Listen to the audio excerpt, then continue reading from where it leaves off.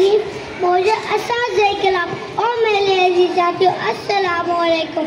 28 मई यौम तकबीर व तहलील की रिंग जब पूरी कौम का सर से बुलंद हो गया, जब चाकी की पारियों में आदमी पतंग दबा दिया गया, ज़मीन लर्ज़ उसके साथ ही चाकी की पारियां नारा तकबीर की सदाओं से गूंज उठी। नारा तकबीर, अल्लाहु अकबर, तकबीर के नारे हैं तेरे को दवन में, एक आँख छिड़क जाती है दुश्मन के चवन में। अजीज साथियों, हम अपने मुल्क के लिए जान भी कुर्बान कर देंगे। ऐ वतन तेरी बका पे मर जाऊं, दुश्मन को मिटा के मर जाऊं, कंप्यूटर जो तेरी तलब निगाह को झुका के मर जाऊं।